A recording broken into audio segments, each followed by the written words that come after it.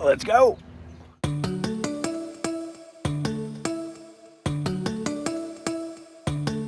It's like everything around me looks a little great.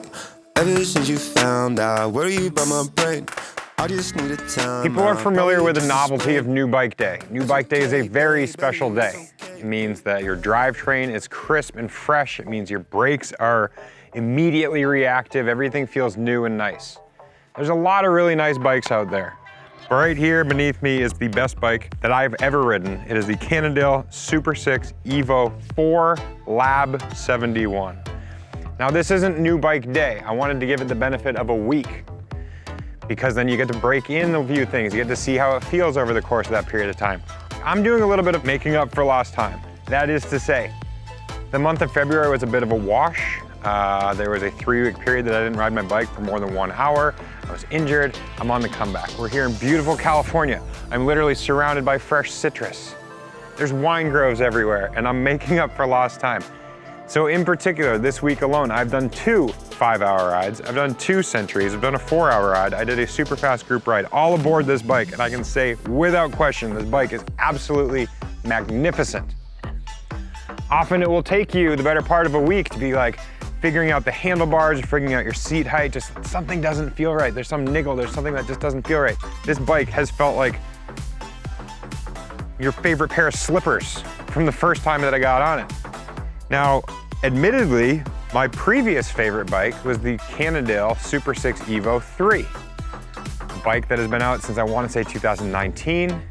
It looks fresh, it looks happening, it is an amazing bike. I love that bike. So how do you take a bike that is already spectacular and make it even better? It's over the course of this past week that you notice the nuances. To begin, the overall aesthetic of the bike. It still looks like a classic bicycle. This isn't one of these new age, super nerdy aero bikes that make me just want to vomit.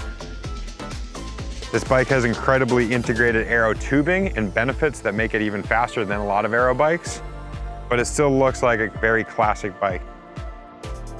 So, seat post, aero aft, very easy adjustment down here with a 4mm Allen. All of the tubing has a slight aero touch to it. I love this integration here. I know it sounds subtle and kind of silly, but the back of the fork, the down tube, just looks absolutely magnificent. Some of the other nuances. On the drive side, there's no exposure, there's no bolt. It's all internally done. On the non-drive side, it is 100% flush, so the air is just flying over it. Subtle, I know. The spacers under your stem, whether you want them or not, they are so incredibly stealthfully done. We're in the age of hiding one's cables. We're doing that incredibly well with this machine. Something that our press fit traditionalists will be sad to see farewell. However, so many people are going to be thrilled about this. A threaded bottom bracket. That is a massive improvement and something that I'm really loving on this new bike.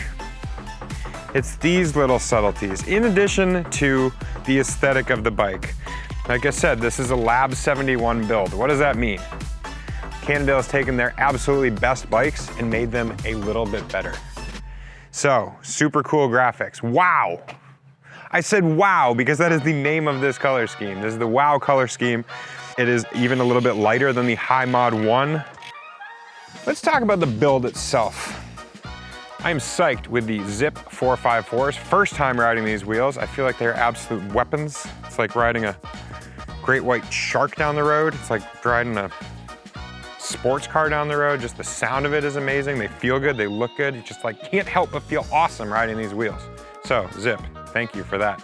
Full Zip cockpit, SL80 handlebar in a massive 44 because I'm a large human being, 120 stem in the SL Sprint.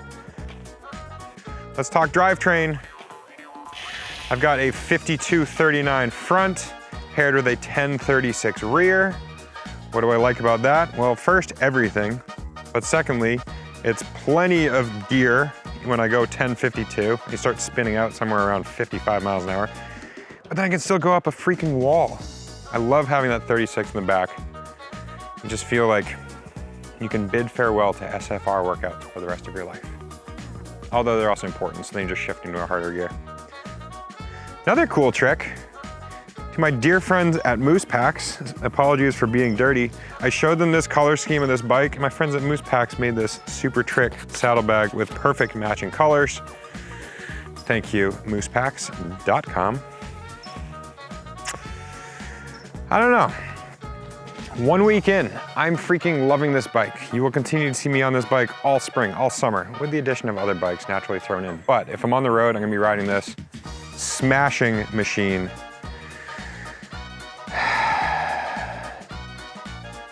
I think that's all I got. Bye-bye.